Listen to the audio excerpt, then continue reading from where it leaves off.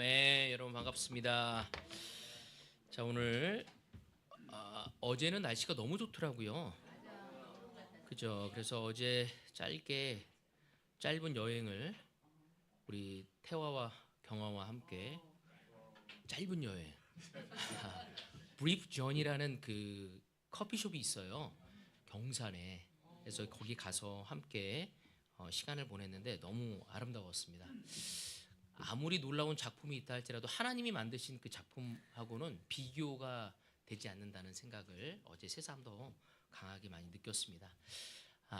요즘에 뭐 전쟁도 있고 여러 가지 또 기름값 때문에 걱정하는 사람들도 많을 거고 경제적으로도 어려운 분들도 있지만 하나님이 주신 그 축복과 은혜 속에서 그걸 마음껏 누리고 또 경험하면서 우리의 마음 속에 하나님이 주신 그 선물을 누릴 수 있는 우리 모두가 되어지기를 좀 바라고 싶습니다.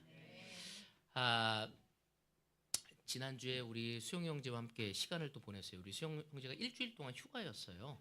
그래서 이렇게 돌아다니면서 형제들하고 시간을 이렇게 즐기고 있는데 저한테도 시간을 내줘서 같이 시간을 좀 보냈습니다. 시간을 보내면서 그런 얘기를 하더라고요. 그 스타벅스에 가서 케이크랑 그 커피를 같이 마셨거든요. 너무 맛있었어요. 처음 먹는 케이크였어.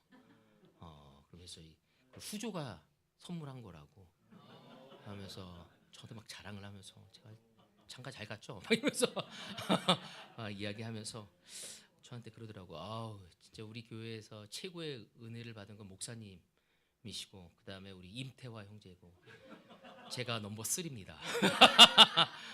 라고 이야기를 하더라고요. 그래서 다시 한번 내가 얼마나 큰 축복을 받았는지 우리 수영 형제를 통해서도 다시 기억할 수 있어서 너무 좋았습니다. 그 은혜를 느끼면서 오늘 여러분과 함께 말씀을 나누고 싶습니다.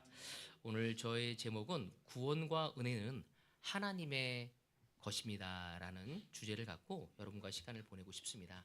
요즘에 제가 시간을 계속 그 사순절 기간 동안 이 부활절을 기다리면서 우리가 어떤 마음으로 이 부활절을 기다려야 할지에 대해서 말씀을 나누고 있습니다.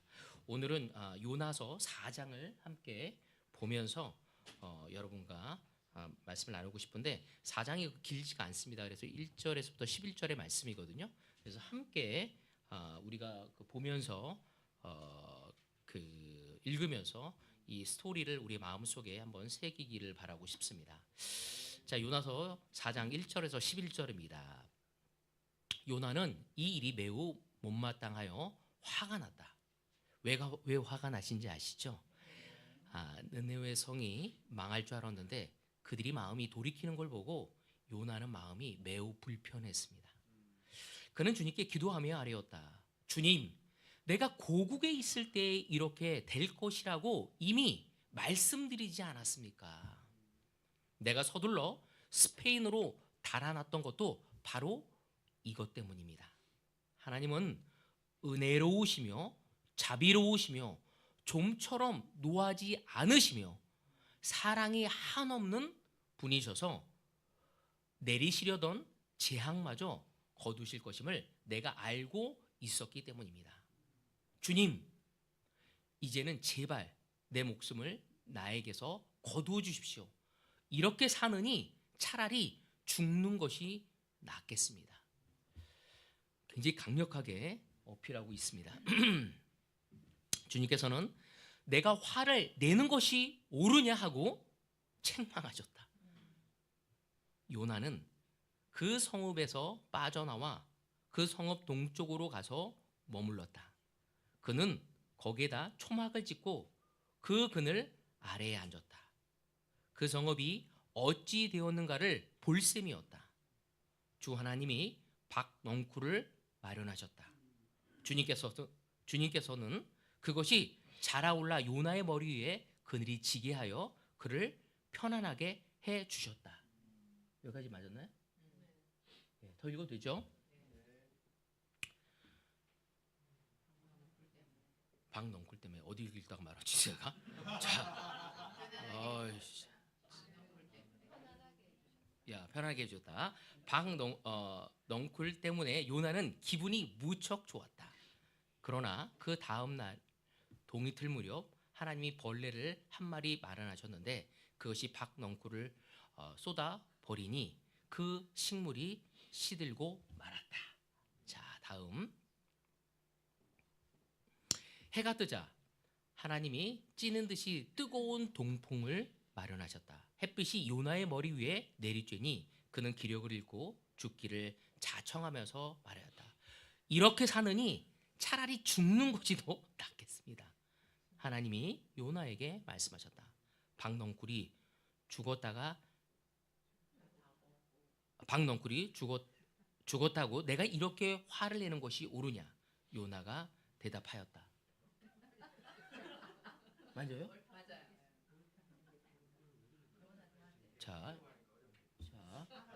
자, 요나가 화가 나서 제가 어디 읽었다가 자꾸 이거랑 맞추려고 했더니 헷갈려 죽겠어 지금. 저는 화가 나서 죽겠습니다. 자, 다음. 이제부터 읽을 수 있겠습니다. 주님께서 말씀하셨다. 내가 수고하지도 않았고 내가 키운 것도 아니며 그저 하룻밤 사이에 자라났다가 하룻밤 사이에 죽어버린 이 식물을 내가 그처럼 아까워하느냐. 하물며 좌우를 가릴 줄 모르는 사람들이 12만 명도 더 되고 짐승들도 수없이 많은 이 큰 성읍 느느웨를 어찌 내가 아끼지 않겠느냐. 이 요나서 4장은 하나님의 마음, 하나님의 성품을 아주 깊이 묵상할 수 있는 장입니다. 요나서는 단순히 어떤 선지자의 이야기로 끝나지 않고 오늘 우리가 살아가는 우리 그리스도인들에게 우리의 마음을 비출 수 있는 아주 놀라운 거울이라고 이야기할 수 있습니다. 그래서 이 4장을 통해서 저는 첫 번째 포인트를 이렇게 한번 만들어 봤습니다. 하나님의 은혜를 불편해하는 인간의 마음이죠. 본문에서 요나는 하나님께서 느느웨를 용서하신 일을 보고 크게 분노합니다. 그래서 4절에 보면 이런 얘기를 하고 있어요. 4절에 보면 주님께서 아렸다고 얘기하면서 뭐라고 하냐면 하나님은 은혜로우시며 자비로우시며 좀처럼 노하지 않으시며 한없이 사랑이 한없는 분이시다라고 이야기를 하고 있습니다. 사실 이 얘기는 너무 좋은 얘기 아닙니까? 은혜롭고 자비롭고 쉽게 노하지 않고 사랑이 풍성하다는 것은 사실 이스라엘이 늘 찬양하던 하나님에 대한 신앙에 대한 고백이었습니다. 그래서 출애굽기에 보면 이런 얘기가 나와 있어요. 출애굽기 34장 6절에 보면 동일하게 이렇게 표현하고 있습니다. 주님께서 모세의 앞으로 지나가시면서 선포했다. 주 나는 자비롭고 은혜로우며 노하기를 더디하고 한결같은 사랑과 진실이 풍성한 하나님이다. 여기서 우리 한 가지 알아야 할 게 뭐냐면 여러분은 하나님에 대해서 어떻게 느끼고 있습니까? 정말 이런 하나님이라고 느끼고 있습니까? 제가 이 구절을 읽으면서 한번 묵상해 봤어요. 나는 나의 하나님에 대해서 어떻게 느끼고 있나? 근데 많은 사람들은 하나님에 대해서 심판의 하나님으로 많이 기억하고 있습니다. 우리 하나님은 나에 대해서 뭘 기억할까요? 우리 하나님은 우리 정미자매에 대해서 뭘 기억할 거라고 생각해요?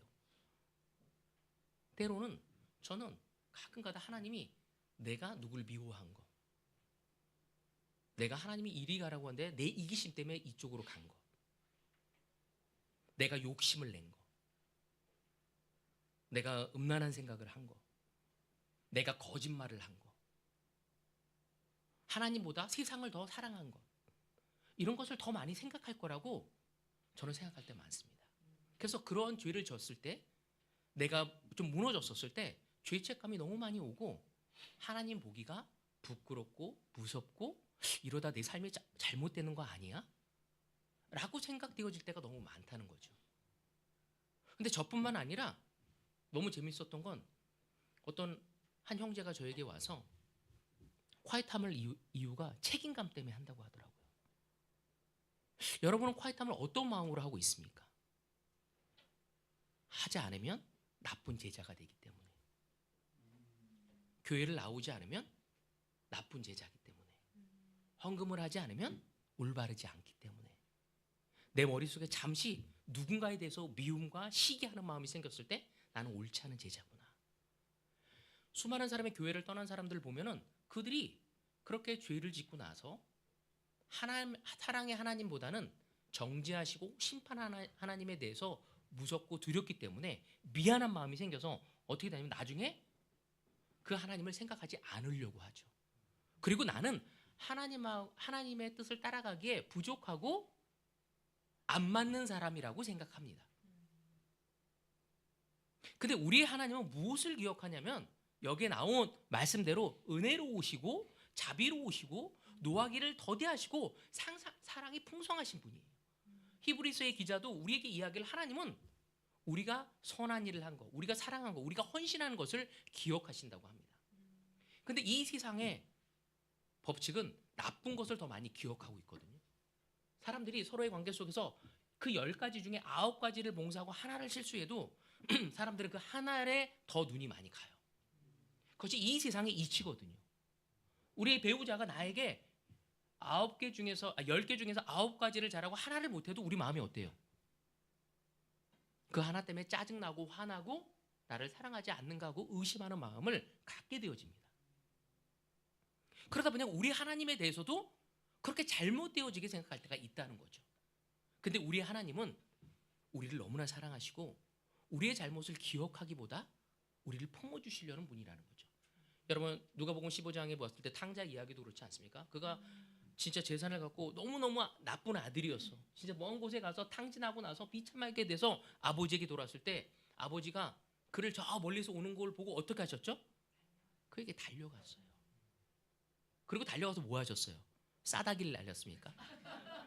이 버르장머리 없는 놈아, 빠! 네가 이럴 줄 알았다, 빠! 이렇게 때렸나요? 그럼 어떻게 하셨어요? 안아줬어요. 잃었다가 찾은 아들이고 죽었다가 하는 아들이라고 그를 품고 파티를 보여준 게 우리 아버님이셨죠. 우리 하나님이 바로 그러한 분이라는 것을 우리는 알아야 합니다. 오늘 이 예배도 하나님은 우리 각 한 사람 한 사람들을 사랑하고 아끼고 네가 드디어 왔구나. 오늘 내 이야기를 듣고 네 마음에 평안이 있기를 원한다. 내가 너와 함께하고 내가 이 21세기를 살아가는 이 대한민국에서 내가 너를 격려하고 내가 너를 통해 승리를 거두고 싶다고 얘기하시는 분이 바로 우리의 하나님이시라는 거죠. 여러분 우리는 그 하나님을 기억하고 알아야 합니다. 근데 너무 놀랍게도 요나는 지금 그런 하나님의 성품 때문에 분노하는 거예요. 그걸 알고 있다면 아멘입니다. 근데 그걸 모르고 있다면 우리는 깨달아야 돼요. 우리 하나님이 어떤 분인지. 근데 요나는 지금 그 하나님을 너무나 잘 알고 있어. 근데 그 하나님의 그 성품, 사랑이 많고 자비하시고 은혜로우신, 화를 더디내시는 그 하나님을 너무 잘 알고 있어서 분노합니다. 왜 그렇죠? 하나님의 은혜가 자기 원수에게 임했기 때문입니다. 요나는 자신이 하나님께 반역하였을 때는 어떻게 해요? 맞아요. 하나님 살려주십시오. 간절히 기도했던 사람입니다. 그리고 하나님은 그 기도를 들어주시고 그를 다시 한번 품어주십니다. 성경은 우리에게 아주 분명히 이야기를 하고 있습니다. 로마서 3장에 보면 모든 사람이 죄를 범하였습니다. 누가 죄를 범했다고요? 모든 사람이. 하나님은 우리 모두가 죄를 범했다고. 그래서 사람은 하나님의 영광에 못 미치는 처지에 놓여 있습니다. 여기는 사도 베드로가 들어갈까요? 안 들어갈까요? 들어가요. 사도 요한도 들어가고 바울도 들어가고 사도들도 모두 다 죄를 졌고 하나님의 영광스러운 그 기준에 미치지 못했다고 성경은 우리에게 이야기하고 있습니다. 결론은 우리 모두가 죄인이라는 거죠. 하나님의 은혜와 사랑이 필요한 존재라는 것입니다. 하지만 요나는 다른 사람들, 특별히 이 아시리아, 자신의 민족을 또 자신을 못살게 굴었고 너무 잔인하게 굴었던 그들이 자신과 같은 은혜를 받는 것을 견디지 못하는 것이었습니다. 여러분 이 모습이 어떻습니까? 저는 이 모습이 전혀 낯설지가 않았어요. 왜냐면 내가 그럴 때가 많거든요. 누군가 잘못했을 때 그 사람이 특별히 그 잘못이 나에게 상처를 주고 나에게 손해를 주고 나에게 아픔을 줬으면 우리는 어떻게 해야 돼요? 그 사람은 그 대가를 분명히 치러야 하고 그리고 그 아픔을 통해 깨달아야 돼. 근데 우리는 우리가 그런 죄를 지고 넘어지면 어떻게 돼요? 하나님의 은혜와 사랑으로 우리가 회개할 수 있는 시간이 되어지기를 원하거든요. 그래서 나는 용서받아야 하지만 저 사람은 안 된다는 생각을 가집니다. 나는 은혜를 받을 자격이 있지만 저 사람은 받을 자격이 없다고 생각합니다. 여러분 아주 쉽게 우리 부부관계에서도 그러지 않습니까? 나에게는 하나님의 은혜가 있길 원하지만 내 배우자가 나에게 상처를 준 거는 쉽게 나한테 용서를 구하는 것 같고 별로 찔려하지 않는 것 같고 하나님께 용서받았다면 좀 억울해. 내가 받은 상처를 너도 그만큼 받아야 한다는 생각이 있을 때가 있다는 거죠. 그것뿐만 아니라 다른 사람이라면 더 그렇지 않습니까? 이거는 교회가 생긴 이래 예수님이 오시고 난 이후에도 이 기독교 역사 속에서도 계속적으로 반복적으로 이루어지고 있는 것입니다. 근데 하나님은 이것을 깨달아지기를 원하는 거죠. 무엇을 우리가 분명히 알아야 하냐면 바로 은혜는 하나님의 것이라는 거죠. 내 것이 아니에요. 그리고 은혜는 자격이 아니라 뭐라고요? 선물이라는 것입니다. 구원은 인간의 소유가 아니라 하나님의 것이라는 것을 이 요나서를 통해서 하나님이 그 자비롭고 은혜로우시고 사랑이 풍성하시고 화를 더디 내시는 그분이 그 요나를 통해 우리에게 알려주고 계시는 것입니다. 우리가 그 하나님이 너무나 놀라운 분이고 사랑이 많고 은혜가 넘치고 자비함이 가득한 분이라는 걸 알았다면 그걸 모르었다면 그걸 알아야 하는 것이 필요한 것이고 그리고 그 자비로우신 하나님은 나뿐만 아니라 다른 사람에게도 그 은혜와 자비를 베푸실 수 있는 분이라는 것을 우리가 받아들일 수 있어야 한다는 거죠. 많은 경우 교회 생활을 하다가 제자로 생활을 하다가 그리스도인의 삶을 살다가 하나님을 떠나는 경우 제가 교회를 떠나고자 하는 유혹도 있었거든요. 그때가 언제냐? 나에게 너무나 깊은 상처 준 사람이 잘 먹고 잘 사는 모습이 저는 옳다고 생각하지 않았어요. 하나님이 아닌 내가 가서 그 사람을 정죄해야 한다고 생각했습니다. 사실 지금도 그런 마음이 스물스물 나올 때가 많아요. 근데 우리 하나님은 그러한 분이 아니시라는 거죠. 그래서 4장 4절에 보면 이런 얘기를 하고 있어요. 주님께서 내가 화를 내는 것이 옳으냐 하고 책망하셨다. 그때 그는 뭐라고요? 맞아요. 그렇게 얘기하고 있어요. 사실 이 질문, 내가 화를 내는 것이 옳으냐는 이 질문은 단순히 꾸중이 아닙니다. 사실 우리의 마음을 드러내는 질문이거든요. 요나만을 향한 질문이 아니었어요. 우리를 향한 질문이었습니다. 요나는 스스로 판단자가 되어서 누가 구원받을 자격이 있는지를 자기 스스로 하고자 하는 위치에 가 있었던 겁니다. 너는 은혜 받을 만해. 너는 은혜 받을 수 없어. 저는 그런 자세를 가질 때가 너무 많았어요. 하나님은 이 요나를 통해 우리에게 도전을 주고 계십니다. 사랑이 많으신 그 하나님께서 은혜는 내 것이고 구원은 나의 것이고 너희의 소유물이 아니라는 것을, 내가 너희를 은혜롭고 자비롭게 대하듯이 너가 미워하는, 네가 판단하는 그 또한 나는 그를 소중히 여길 것이고 자비를 베푸실 것을 이야기하고 있습니다.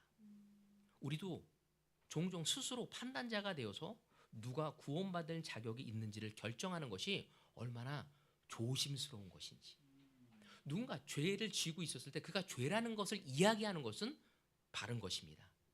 하지만 그 죄로 인해서 구원을 받고 안 받고는 하나님이 선택해야 할 부분인 것을 우리는 알아야 하는 거죠. 이사야서 55장 8절에서 9절에 보면 이런 말씀을 합니다. 나의 생각은 너희의 생각과 다르며 너희의 길은 나의 길과 다르다. 여러분, 우리가 영적인 삶을 살다가 늘 이것을 기억해야 합니다.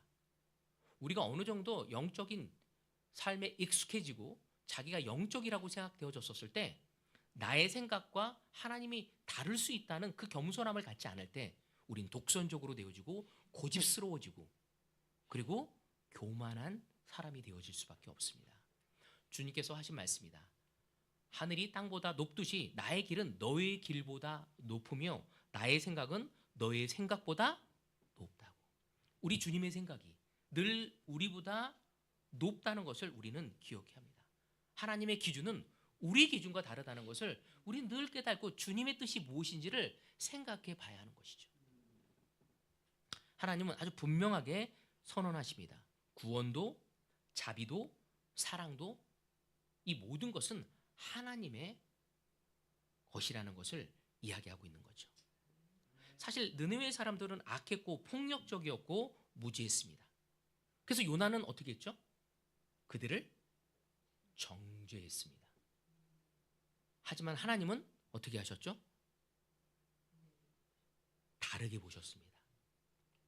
11절에 보면 하물며 좌우를 가를 줄 모르는 사람들이 12만 명도 더 되고 짐승들도 수없이 많은 이 큰 성읍 느느웨를 어찌 내가 아끼지 않겠느냐. 좌우를 분별하지 못하는 사람들. 요나는 좌우를 분별할 수 없는 그들을 어떻게 봤다고요? 죽어야 할 사람들로 본 거예요. 심판을 받고 정죄받아야 할 마땅한 존재로 보고 있었습니다. 근데 하나님은 그 앞뒤를 가리지 못하는, 좌우를 가리지 못하는 그들에게 그들이 구원을 받아야 할 이유가 되었죠. 여러분, 이것이 바로 하나님의 마음입니다. 이 말씀은 에스겔에서도 아주 동일하게 하나님이 우리에게 가르쳐주고 있습니다. 18장 23절에 보면 나 주의 하나님의 말이다. 악인이 죽는 것을 내가 조금이라도 기뻐하겠느냐. 오히려 악인이 자신의 모든 길에서 돌이켜서 사는 것을 내가 참으로 기뻐하지 않겠느냐. 하나님은 심판보다 무엇을 더 기뻐하신다고요? 회복되어지는 것, 주님께 되돌아오는 것을 기뻐하십니다. 요나에게는 정죄의 이유였던 것이 하나님에게는 구원의 이유가 되었던 것입니다. 여러분, 오늘 시간 이 요나를 통해서 이 십자가 부활을 기다리면서 첫 번째, 우리 하나님이 어떤 분인지를 깨닫고 그 은혜가 나에게 베풀어지듯이 다른 사람에게도 베풀어져야 함을 우리는 받아들일 수 있는 더 큰 마음을 소유할 수 있어야 합니다. 저는 이 말씀을 준비하면서 괴로웠습니다. 그리고 계속 기도해야만 했어요. 인정해야 했죠. 내가 얼마만큼 마음이 좁은 사람인지. 제 아내가 종종 저에게 도전을 줍니다. 이 밴댕이 같은 속을 가진 남편이라고. 정말 저는 밴댕이에요. 부정할 수가 없어.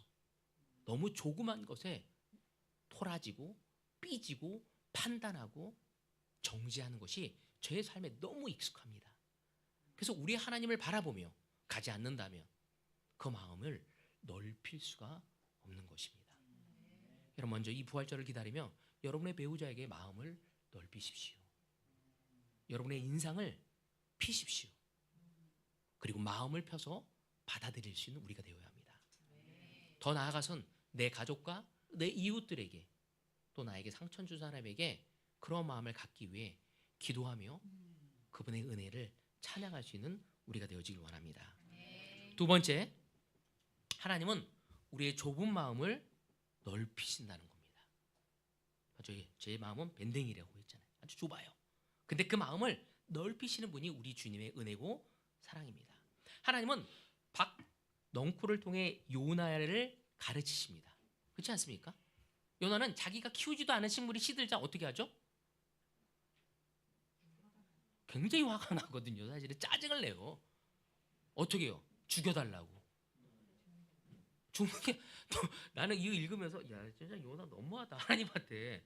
근데 사실 우리가 그럴 때가 많거든요. 내 뜻대로 되지 않을 때, 내 아이들이, 내 비즈니스가, 내 관계가 내 목표대로 되어지지 않을 때, 내 배우자가 내 뜻대로 움직여지지 않는 거야. 그때 우리 어떻게 했습니까? 요나같이 반응할 때 너무 많지 않습니까? 요나는 박넝쿨 하나 때문에 기뻐하고 그것이 사라지자 죽고자 하는 것이 이 요나였습니다. 하나님은 그에게 이야기하십니다. 내가 수고하지도 않았고 내가 키운 것도 아니며 그저 하룻밤 사이에 자라났다가 하룻밤 사이에 죽어버린 이 식물을 내가 그처럼 아까워하는데 하물며 좌우를 가를 줄 모르는 사람들이 12만 명도 더 되고 짐승도 수없이 많은 이 큰 성읍을 느느웨를 어찌 내가 아끼지 않겠느냐. 하나님은 내가 수고하지도 않은 것도 아끼면서 내가 이 큰 성, 그 느느웨를 아끼는 것에 대해서 이야기를 하고 있습니다. 여기서 우리는 아주 중요한 진리를 깨달을 수 있습니다. 그게 뭐죠? 우리는 아주 작은 것에 민감합니다. 근데 하나님의 아주 큰 것에 대해서는 둔감한 거죠. 저는 지금까지 제자 삶을 36년 동안 살아올 때 그럴 때 너무 많습니다. 내가 계획하고 내가 뜻하는 대로 되지 않았었을 때 너무 실망합니다. 하나님은 얼마나 크신 분인지를 기억하지 못하는 거죠. 내 때의 모든 것이 이루어져야 하는 거야. 내가 계획한 대로 다 되어야 하는 거야. 그렇게 되지 않으면 하나님이 역사하시는 것 같지도 않고 살아계신 것 같지도 않고 뭔가 내가 잘못되어졌다고 생각할 때가 너무 많은 거죠. 우리는 잠시 나의 작은 것에 대해서 예민한 것을 내려놓고 하나님의 마음을 생각해 봐야 합니다. 우리는 내 감정에 예민하고 민감하고 타인에 대해서 너무나 무감각할 때가 많습니다. 하나님은 오늘 이 시간 우리의 시선을 바꾸길 원하고 있습니다. 내 마음의 눈이 아니라 나의 마음의 눈으로 이 세상을 바라봐야 함을. 잠시 우리가 무겁고 힘들고 잘 돌아가는 것 같지 않고 마음이 팍팍할 때 잠시 그것을 내려놓고 주님은 이것을 어떻게 생각하실까? 라고 생각해 볼 수 있는 우리가 되어야 합니다. 그때 하나님은 하나님의 뜻이 무엇인지를 말씀을 통해 또 우리의 영을 통해 이야기하십니다. 저는 이 부활절을 기다리며 무엇보다도 우리의 마음을 돌아볼 때라고 생각합니다. 그냥 부활절 달걀 까먹는 시간이 아니라, 그리고 우리는 특별히 이 부활절 많은 형제자매들이 이곳에 오기 때문에 많은 것들도 준비해야 돼요. 그걸로 시간을 보내는 것이 아니라 준비해야죠. 무엇보다도 우리의 마음을 돌이켜 살펴볼 수 있는 시간이 되어지길 원합니다. 그래서 이 부활절을 기다리며 우리는 마음을 점검하는 시간이고 회개하는 시간이죠. 시편 139편에 보면 이렇게 이야기하고 있습니다. 하나님, 나를 샅샅이 살펴보시고 내 마음을 알아주십시오. 나를 철저히 시험해 보시고 내가 걱정하는 바를 알아주십시오. 내가 나쁜 길을 가지나 않는지 나를 살펴보시고 영원한 길로 나를 인도하여 주십시오. 오늘 하나님께서 우리에게 묻고 계십니다. 질문하고 있는 거죠. 내가 미워하는 사람은 누구인가? 내가 용서하지 못하는 이유는 무엇인가? 혹은 그 이유가 하나님께서는 사랑의 이유가 되지 않는가? 우리는 우리 스스로의 마음을 살펴볼 수 있어야 합니다. 누군가를 정죄하는 바로 그 시점에 하나님은 그 사람을 향해 손을 내밀고 계심을 우리는 기억해야 하는 것이죠. 그래서 우리의 마음을 살펴봐야 합니다. 당장 우리가 받은 상처, 우리가 받은 아픔, 우리가 받은 손해, 그것만을 기억하는 것이 아니라 하나님은 이거를 통해서 더 크게 무엇을 생각하시고 무엇을 이루고자 하시고 나에게 무엇을 훈련 주시고자 하시고 내가 어떻게 그분에게 다가가기를 원하시는지를 고민하고 생각해 볼 수 있는 우리가 되어줘야 합니다. 우리가 미워하는 바로 그 사람이 하나님이 사랑하는 사람이라는 것을 우리는 알아야 하는 것이죠. 여러분, 때로는 우리가 아이를 키우다 보면 아이들이 서로 싸울 때가 있습니다. 그래서 첫째 아이가 둘째 아이를 미워할 때가 있고 둘째 아이가 첫째 아이를 미워할 때가 있습니다. 부모로서 그것을 지켜보면 어떻습니까? 나는 첫째 애가 마음이 가. 너를 응원할게. 그럽니까? 아니거든요. 아무리 내가 봐도 첫째 애가 정당하다고 해도 100% 정당하진 않거든요. 둘째 애가 아무리 정당하다고 할지라도 100% 정당하진 않습니다. 우리 인간의 눈으로 우리 아이를 키우면서도 우린 그것을 볼 수 있습니다. 왜? 두 아이 다 우리가 사랑하니까. 서로가 미워하기보다는 바르게 해결하고 서로가 올바른 사랑과 우정과 믿음을 쌓아가기를 원하듯이 하나님 또한 우리에게 그 마음을 갖고 계심을 우리는 이 부활절을 기다리며 우리의 마음을 살피며 우리의 주변 사람들을 용서하고 품을 수 있는 마음을 위해 기도하는 우리 모두가 되어지기를 바랍니다. 바로 그것이 우리의 마음을 넓히는 것입니다. 세 번째, 십자가가 보여주는 하나님의 마음입니다. 사랑하는 여러분, 하나님의 사랑은 말로만 있는 것이 아닙니다. 그렇지 않습니까? 뭐로 있는 거죠? 사랑은 말로만 하는 것이 아니라 행동도 따라야 하는 거죠. 만약에 우리 임태화 형제가 우리 김경화 자매에게 사랑한다고 이야기했어요. 우리 경화 자매는 사랑을 느낍니까? 대답을 안 해줘요. 사랑을 느끼겠죠. 근데 계속 경화 자매가 필요한 것들을 해주지 않고 말로만 해. 그럼 어떻게 할까요? 그 말에 진실성이 못 느껴지는 거잖아요. 근데 우리가 알아야 할 게 무엇이냐면 사랑은 말이 아니라 행동이 따라야 한다는 것을 우리는 알고 있습니다. 바로 예수님의 십자가가 바로 그 말뿐만 아니라 행동까지 옮겨진 완전한 그 행동이라고 우리는 볼 수 있기 때문입니다. 저는 제자 삶을 살아가면서 36년 동안 깨달아가는 게 뭐냐면 처음에는 그리스도의 사랑을 뭐로 깨달았냐면 머리로 깨달았어요. 어떤 사람은 막 십자가 공부하면서 눈물 흘린 사람들이 있더라고요. 근데 저는 막 눈물 흘려도 안 흘려지는 거야. 머리로는 알거든. 나를 진짜 너무 많이 사랑하셨구나. 근데 시간이 가면서 그 머리로 알던 것이 뭐로 알게 될까요?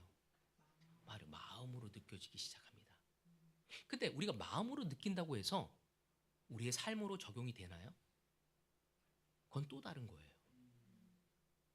그래서 시간이 가면서 제자의 삶은 그 사랑을 배워가는 사람은 첫 번째 머리로 알고, 두 번째 우리의 마음으로 알고, 세 번째 우리의 삶으로 내려가는 것이 바로 우리의 사랑의 성숙이라는 거죠. 우리가 우리의 배우자를 사랑한다고 말로 표현하고 때로는 마음으로 느끼지만 내 행동까지 100% 전달되기가 어렵습니다. 바로 우리가 십자가는 바로 그런 부분이었죠. 그분이 말과 행동이 함께 어우러진 완벽한 사랑이었던 것입니다. 로마서 5장 8절에 보면 우리가 아직 죄인이었을 때 그리스도께서 우리를 위하여 죽으셨습니다.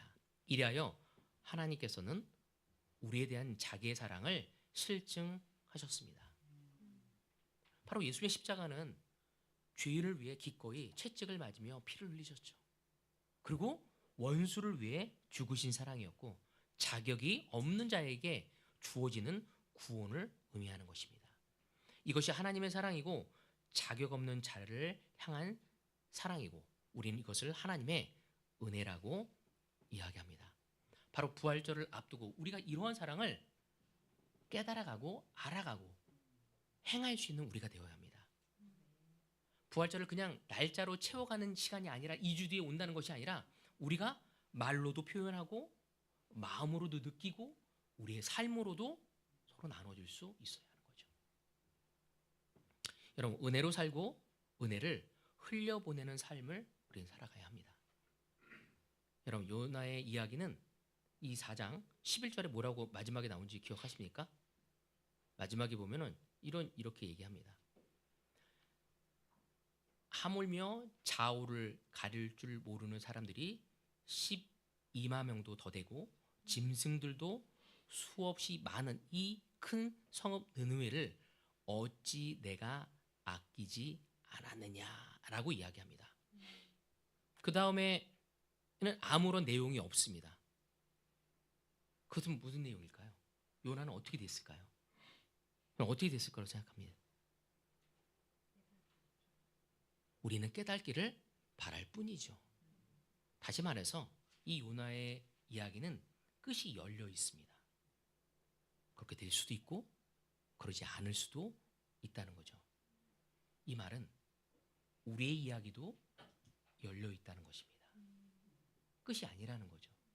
우리가 어떻게 반응할 것인지, 그건 우리가 만들어가야 할 부분이라는 것을 알아야 합니다. 야고보에 보면 2장 13절에 보면 심판은 자비를 베풀지 않는 사람에게는 무자비합니다. 그러나 자비는 심판을 이깁니다. 뭐라고요? 자비는 심판을 이긴다고. 여러분, 우리 하나님은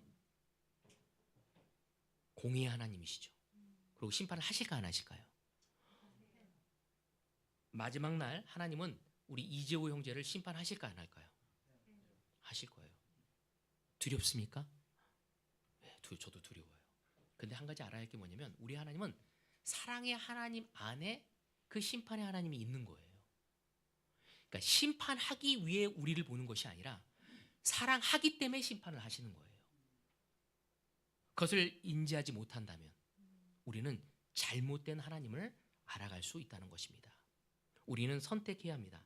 요나처럼 살 것인가, 아니면 하나님처럼 사랑할 것인가, 정죄하고 심판하며 살 것인가, 아니면 불쌍히 여길 것인가. 이게 왜 중요하냐면 우리가 우리 하나님을 어떻게 보냐에 따라 나를 또 어떻게 보고 갈 수 있는지를 이야기하는 것입니다. 우리의 사랑의 하나님을 느끼고 깨닫는 사람이라면 그 사랑의 하나님으로 나를 볼 수 있지만, 내가 하나님을 심판의 하나님으로만 바라본다면 늘 우리는 그 심판을 받지 않기 위해 해야 하는 존재가 되어지는 거고, 다른 사람 역시도 사랑의 눈이 아닌 심판과 정죄의 눈으로 무엇이 옳고 그른지만을 판단하는 우리가 될 수밖에 없다는 것입니다. 오늘 하나님은 우리를 초대하십니다. 좁은 마음에서 벗어나 하나님의 그 넓은 마음 안으로 들어오라고 이야기하고 계십니다. 이 부활절을 기다리며 우리의 좁은 마음을 좀 내려놓고 주님의 그 넓은 마음으로 들어가서 우리가 그 자비하심을, 또 은혜로우심을, 화를 좀 더디 내시는 그 사랑이 풍성하신 하나님을 경험하며 내 삶뿐만 아니라 다른 사람에게도 그것을 베풀고 그 은혜를 흘러내려가게 할 수 있는 우리 모두가 되어지기를 바라면서 오늘 말씀을 마치도록 하겠습니다. 자, 이제 함께 기도하고 우리 성찬의 시간을 같이 갖도록 하겠습니다. 사랑의 하나님, 감사합니다.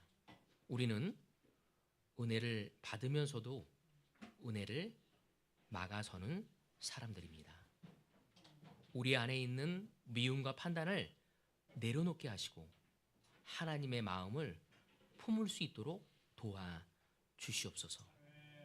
예수님이 이 땅에 내려오셔서 사랑과 자비와 은혜로움을 베풀었지만 사람들은 그것을 핍박과 저주와 비난과 아픔과 악의로 되돌려 주었지만 그분은 기꺼이 그것을 품으셨습니다. 예수 그리스도의 사랑이 우리 안에 끊임없이 흘러 넘치듯이 우리 또한 이 세상을 바라볼 때 예수님의 마음으로 이 세상을 바라볼 수 있도록 도와주시옵소서. 지금 전 세계는 전쟁으로 시끄럽습니다. 그들은 죽어야 하고 내가 옳은 것이고 공정한 것이고 그들은 악하다고 이야기합니다. 하나님 아버지, 악함을 우리는 악함으로 대적하지 않고 주님 앞에 회개하고 부끄러움을 여기고 돌이킬 수 있는 마음으로 그들을 다가설 수 있는 저희가 될 수 있도록 도와주시옵소서. 우리가 이기적으로 우리만을 바라보는 것이 아니라 하나님의 눈으로 이 세상을 바라보며 그들을 품을 수 있는 넓은 마음을 가질 수 있도록 도와주시옵소서. 오늘 우리 앞에 떡과 잔이 지나갈 때 예수님이 기꺼이 우리에게 그 모범을 보였듯이 우리가 오늘 이 시간 함께 성찬을 하며 그 길을 따르겠다고 결정의 시간이 되어지기를 소망하며 주 예수 그리스도의 이름으로 기도합니다.